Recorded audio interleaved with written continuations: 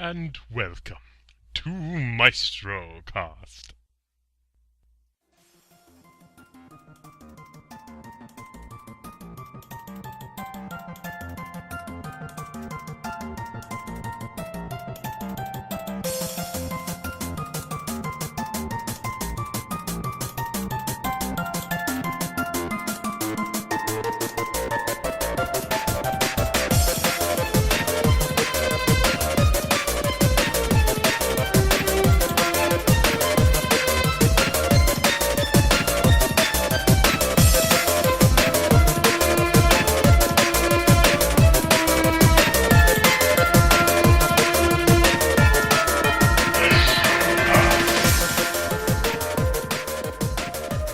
Greetings, everyone! This is B.A.M here, and welcome to the very first installment of MaestroCast. And I am not alone. Here with me is the wonderful Holly. Say hi. Hi, everybody.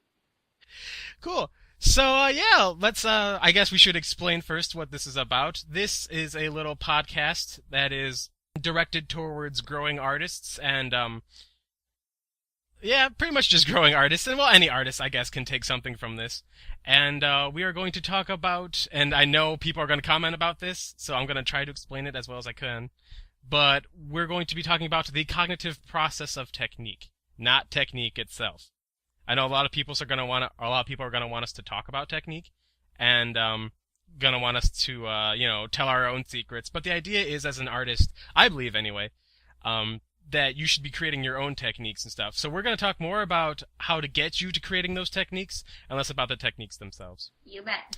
And so we'll be talking about the building blocks of process, and we can talk about any art form. The idea that we're going with here is that if you can create it, we'll talk about it. And of course, you will be free to comment or send us an email about things that you would like us to talk about, and hopefully we'll be able to get to those as well. And so we'll talk about that, and then at the end of the segment, we will give sort of our opinion on certain aspects of the topic, whatever it may be, and just talk. And hopefully the idea is to have a lot of fun and just sort of help you get your foot in the door of of the art world, because it can be kind of fickle. And so, that's the basic introduction. And today's topic actually is tools. Tools? Tools of the trade. The trade. And something heck yeah. Something that I always thought was interesting is, how do you choose what tool you want to use and how you're going to use it? And a lot of people really don't think about it as much. I feel anyway. I see a lot of people just picking up whatever they can and using it. And I think when you're creating something, you should put a little more thought into it. Try to think about what tool you're going to use. And so something I've noticed, and Holly, you can tell me about this, is I think that if you find what you are going to accomplish first, it'll be better, when you're choosing what tool you're going to use. Yeah, and that's it's broad. When you're thinking about what do you want to accomplish, are you thinking, who is your audience? Are you creating it for a commercial purpose? Mm-hmm. What is it for? Is it for self-improvement and exploration? And then what is the tone of it? Is it dark? Is it frightening? Is it humorous? Is it precautionary? Is it warm? Is it touching? Mm-hmm. What does it look like? What is the lighting? What are the smells, touch, taste, sound? It's the building blocks of storytelling, are the five senses when you're relaying a message or creating an image. And so the tools you use can have really deeply impact what you're trying to get across. Are you using something with a hard line, or is it something with high saturation, low saturation, and how do the tools you use impact this? What are you making your marks with? No, I completely agree. Especially when you talk about things like like you're talking about how you have to use your five senses, sort of. And I think that's very important for art, because art basically is you're taking something internal and you're trying to make it external. And how we, perceive this external world is through our five senses. And it's really important when you're choosing a tool that you want to use, be it something for your cooking, be it like, a pick for your guitar, or even, your instrument for what music you want to play. Be it a pencil for drawing or some kind of pen for your inking. It's really important to get that across. And so that's something you really want to think about, before you choose your tool. And another thing about that, which is funny because, that sort of leads into the next thing, which is, what you're looking forward to accomplish. Is it going to be something more for you or for someone else?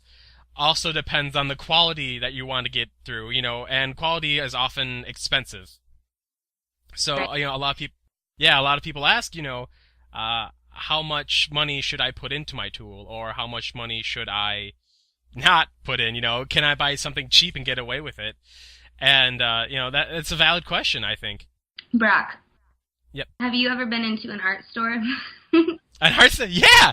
Tell me about it. What is that experience like for you? Oh yeah, it's ridiculous. In fact, just recently I bought a pen, like with a brush tip, $15. $15 for a pen. And I've seen brushes go higher than 30. And how many pens were you choosing from? Were there like 2 pens to choose from? Yeah, basically it's like, oh, you can have this brush that's this size, or you can have this brush that's basically the same size. And I would have preferred a smaller brush, but you can't get it, because it depends on what the market's like. Well, and it can be a little overwhelming, even when I know what I'm looking for over time. And it's sort of the supermarket scenario where there's so many options, and you don't always know what you are buying until you have bought it. So it's a constant toss-up. Do you buy the can of food for 50 cents, or do you buy the can of food for $5? No, and that's a real good point. For example, those of you who may not know, I'm a violinist, and my first violin was, $100, and I learned the hard way that when it comes to violins, you get what you pay for, and so what ended up happening is I had this terrible violin. Sound was muted and often muddy. The pegs were never stuck in right. The strings I had paid typical quality for, so they were okay, but they didn't resonate well with the violin, because the violin was a piece of crap. And the current violin I have now, I paid $400 for, and you'd think to yourself, well, that's pretty expensive. Yes, but it gets what I need it to do. The sound is beautiful quality, the wood is spruce, and it's a very harmonious piece. It's a beautiful violin, but when, if you need someone to make people cry or laugh with your music, it does it so well, because when I'm fiddling, I can make people laugh and happy, or, I can play some Mozart and make people sad, and, it plays the music so well. It's really good. And but it's funny because on that end of the spectrum, yes, I paid more and I got better. And yet, I see these brushes that people are paying $50 for, when you could buy a brush and get that same quality for $20-15 maybe, even less. So it's really interesting, and I think you made a great point when it's the only way you're gonna know is if you experiment with it. Mm-hmm. And through research and word of mouth also. I would say if you have painting friends or creative friends, ask around, ask what's been working for other people, because when it comes down to buying art supplies, you don't want to put your money in the wrong place. And so I guess Brock, maybe what I feel like you're saying is that it's best to know yourself. Can I get away with $100 violin to make the music that I want to produce, or do I need to save my money, budget, and plan for the more expensive violin? Exactly. It's you gotta first you think what you want to accomplish, and then you look at the prices. For example, I put in quite a bit of money to the microphone I'm using right now and recording process because I knew that I wanted this to be public and I wanted people to appreciate, not just be able to hear what we're saying, but hear it clearly, So yes, but I knew, that it would cost me a penny or two, and I saved up for that penny because that was what I wanted to accomplish, and it turned out that the higher quality I needed, the more expensive it was. And it was a direct correlation, but that was okay because it turned out that that's what I needed. Mm-hmm. And the wrong kind of brush is the wrong kind of paint. If the quality is so bad, it can affect the quality of your piece. It really will if you have bristles coming off into your painting. Oh yeah, I hate that. This and that. Sometimes it's worth chipping in for a little extra. But not too much extra. That the brushes that are $80. I feel like there are really happy mediums that exist, especially if you take care of the products you already have. That's a big part of it. Oh yeah, for sure. Speaking of tools and quality, say taking care of them is just as important as, getting good quality tools themselves. Because even if you get lower end tools, if you take care of them and you treat them right, they'll pay themselves back, surely. And that's even for more expensive tools. My violin, I bring that up again. You can bet that I polish that thing all the time. You can bet that I'm dusting it, I'm cleaning it, I'm keeping the strings, and it rewards me for that. You treat your tools properly, and they'll treat you properly, too. Well, and I think that's also where knowing yourself comes into it and knowing your own dispositions and habits. Because I have to confess, and Brock, you've probably known this about me because you've seen my workroom, but I don't like cleanup time. I don't like cleanup time. I'm content sitting down and painting for how many hours, but when it comes time for me to get my butt up off the ground and into the room with the sink to clean my brushes off, I'm tempted to leave them sitting in the jar.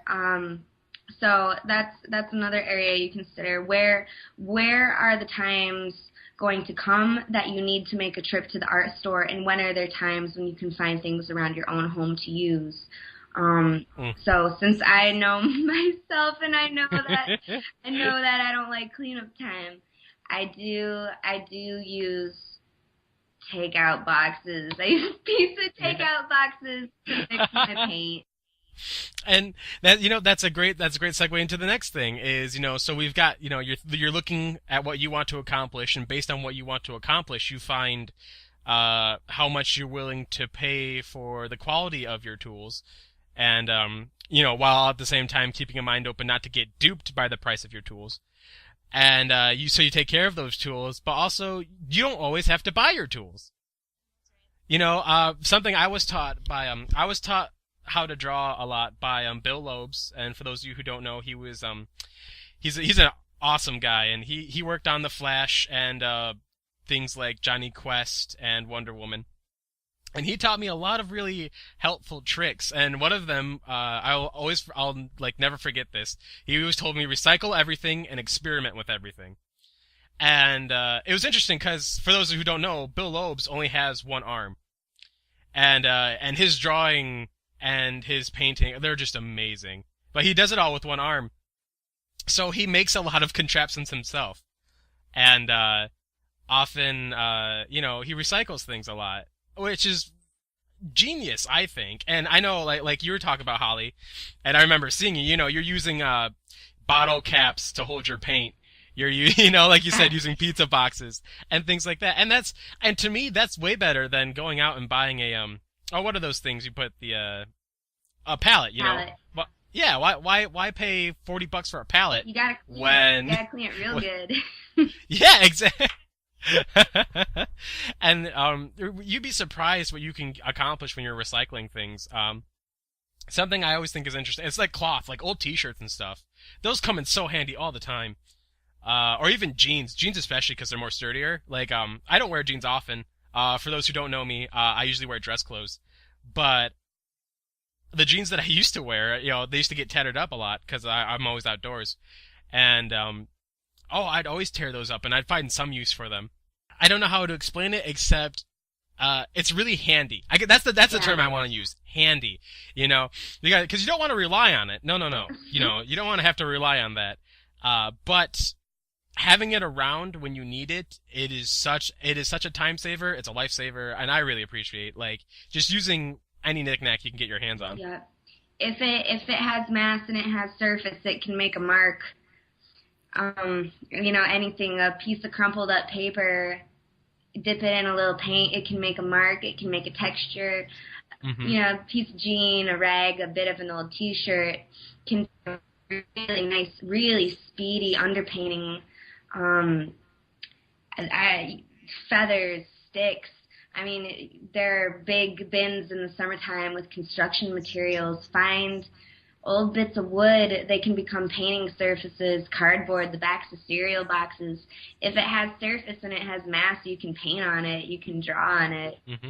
Yeah, I mean, I remember you were making your own, what are those called? Frames for your pictures and stuff like that. And yeah, it's surprising because while you're creating one thing, be it, music, cooking, or something, you can also create something that helps that too. That's the great part about being an artist is, you gotta be ingenuitive, you gotta be creative.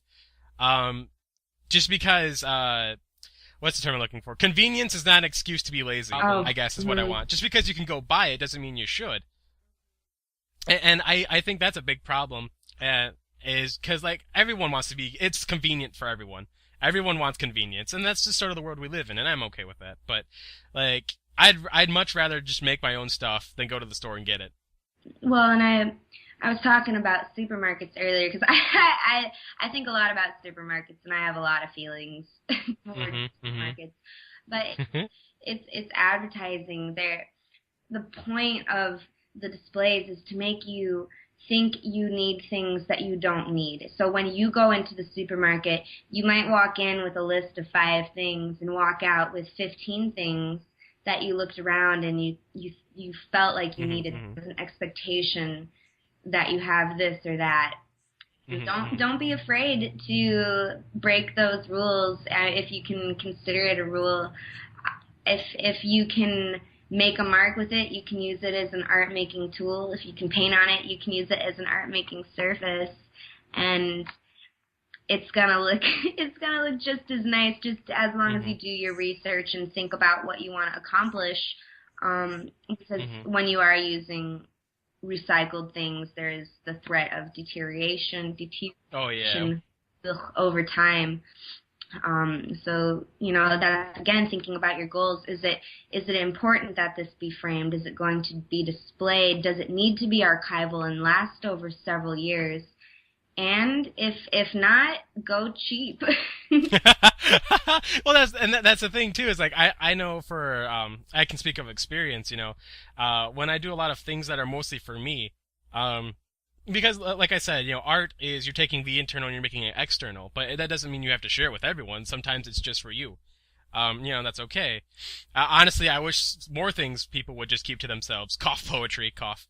But, yeah, it really helps to think about that. And if it's just for you, go cheap. It's better that way because in the end, you're not going to judge yourself nearly as hard as everyone else is going to judge you. And although, and we'll get to this much later on in the series, I'm sure, how much other people's opinions matter about your own art, we can talk about that for years. But mainly, when you're sharing something, whether you want to admit it or not, you are looking for someone's, not necessarily their approval, but you want them to enjoy your work. And sure, you can be okay with them not enjoying your work, but that's the point of sharing with other people. And when you're sharing with yourself, as long as you're satisfied, and what makes you satisfied, you can meet those limits. You don't have to push to make your own self satisfied. It's harder satisfying other people because you don't really know what to expect. So you sort of go the extra length to make it look better, just so that you can cover a wider range of what other people are looking for.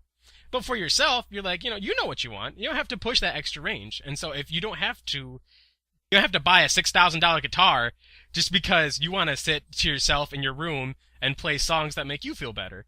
You know, that's to me that's and maybe I'm alone on this, but I think that's pushing it. That's overdoing it, doing it. You would never see me buying or even using tools of extreme value for something for myself. Like I'm an inker. Well, not inker, but I'm a cartoonist.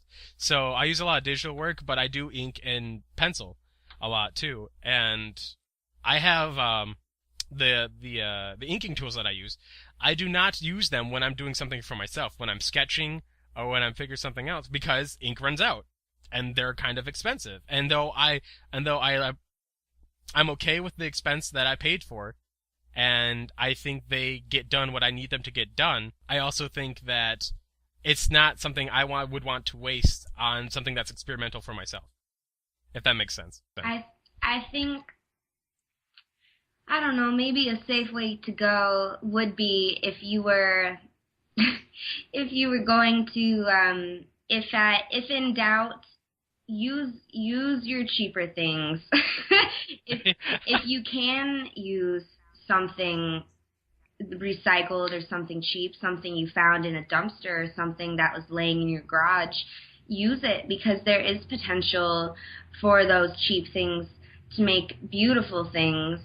But once you have used up your nice products, there's no going back. So when in doubt, if you're making things for your own purposes, or if you're making something for commercial or professional or higher use, whatever way you have it, if you can go cheaper, why wouldn't you? Yeah, no, I agree. And something to point out too is, guys, this is advice. We're talking about our own opinions, and obviously you will have your own too. So there's no real rules to art. And you know what? Anyone who tells you that there are rules to art, you know what? Just ignore them. because the truth is about art is it's all about the internal, and each of us have our own perceptions on things. You can't universalize that. It cannot be objective. Art is perception, therefore by nature it is subjective. And as something that is subjective, it doesn't have a necessary universal rule to it. So because of that, art is what you make it. And, what we're saying might not apply to you, and that's okay. We're just giving you our own opinions on it. Trying to start a conversation. But this is what we think. And I agree with Holly, though. I think if you can go cheap, and it's something, and you're in doubt, you're experimenting, it's probably better to go cheap, because, money doesn't exist forever. It doesn't grow on trees. It can run out, and so can your higher quality tools. They have a durability. They can also run out. So I don't want to use the term waste, because experimenting is important. But you would rather use them for something that would be more appropriate, It is, especially when you are experimenting, if you're mixing medias, if you're using any kind of adhesive, God forbid, it's real easy to ruin your brushes.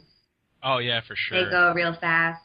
So, Ugh. Yeah, I guess I feel like go cheap and know yourself. When you need to put the money down, do it. Mm-hmm.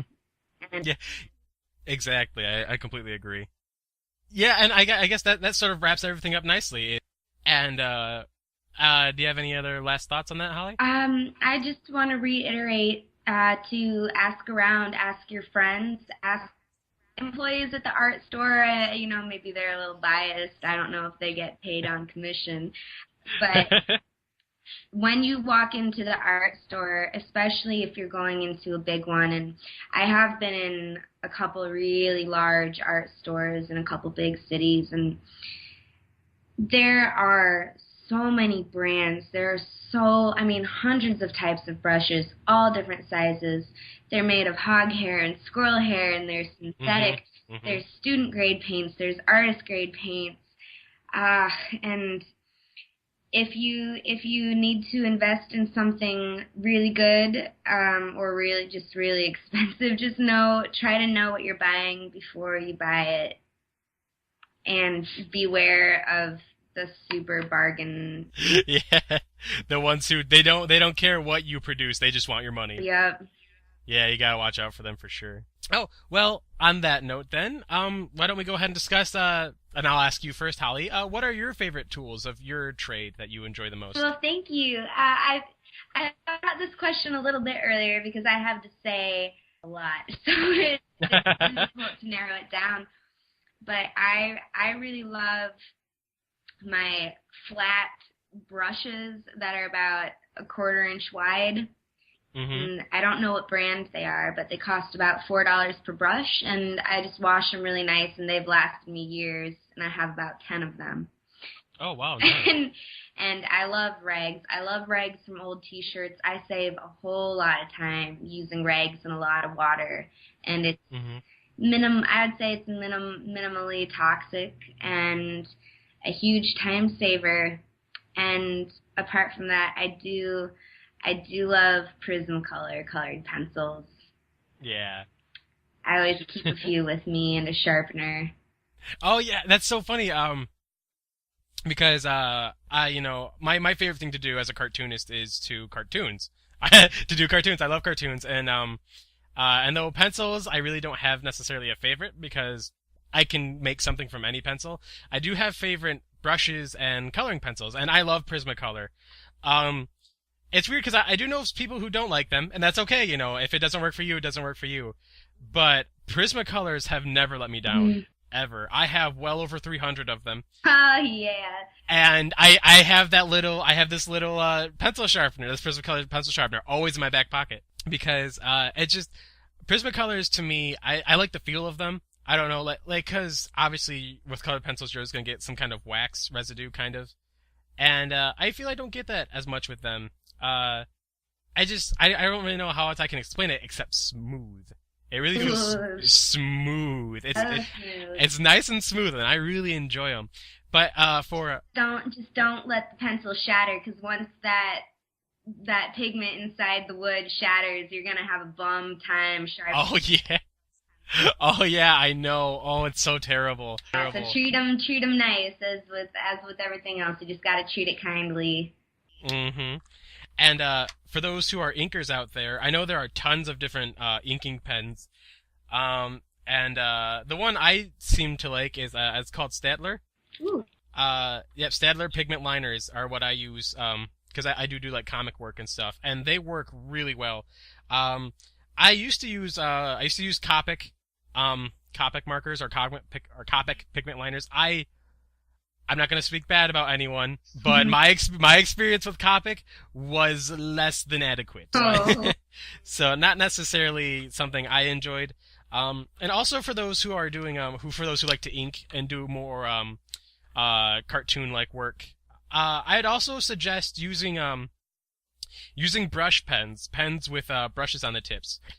Brushes and pigment liners are way different. And it's funny because they're way different in a subtle way. It's with art, sometimes the tiniest change can have the biggest impact. And using an actual brush to ink something makes a huge difference than using a liner. So I would, for those of you who ink and stuff like that, I'd advise trying out a brush. Just try it and see what you like.